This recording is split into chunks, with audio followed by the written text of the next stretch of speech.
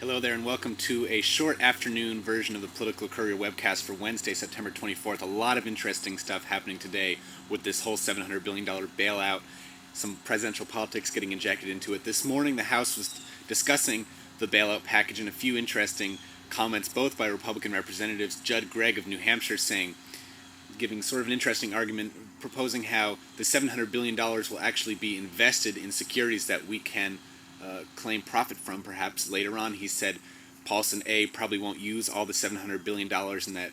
Two, or B, we will be buying smart investments, smart notes that have actual value, and that when it comes back, we might get $600 billion back, $500 billion, even throughout $800 billion, saying perhaps the taxpayers in the United States could make a profit off of this bailout. I am skeptical of that, and we've definitely heard the argument that things will actually cost less than we project, and maybe we'll actually gain money from oil revenue. I'm not alluding to Iraq, but maybe I am. Anyways, another statement by a representative from Washington, that would be Doc Hastings, is saying that Henry Paulson and Nancy Pelosi are behind closed doors working on some legislation that will be thrown at Congress later this week without the 24-hour window to consider the legislation, so a vote will be forced. The legislatures won't have had the proper amount of time to discuss the legislation, and something will be signed without any public debate.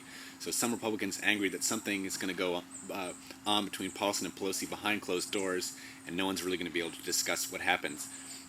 Meanwhile, earlier today, John McCain said he is going to stop his campaign for a few days. He wants to postpone the debate that's scheduled on foreign policy this Friday in Mississippi, and he wants to go to Washington and hammer out a bipartisan proposal and agreement on this legislation.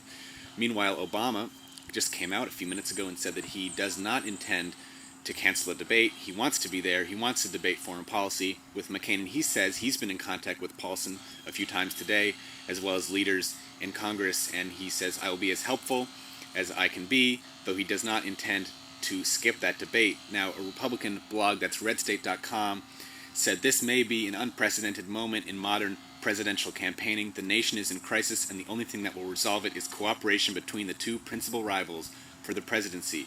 We know that John McCain has a track record of cobbling together bipartisan coalitions to pass legislation. We will now see if Obama is made of the same stuff or if he is even willing to try. So the Republicans are obviously saying John McCain made the right move, a presidential move, by stopping the campaign, whereas Obama just wants to keep campaigning. He's not going to stop running his ads. He wants to continue with some of the rallies he has for the rest of the week and then have a foreign policy debate on Friday. So we'll see what happens, what the public response is to Obama's decision, and I'll check back in perhaps later with an update on that. That's a short afternoon Political Courier Webcast for Wednesday, September 24th. See ya.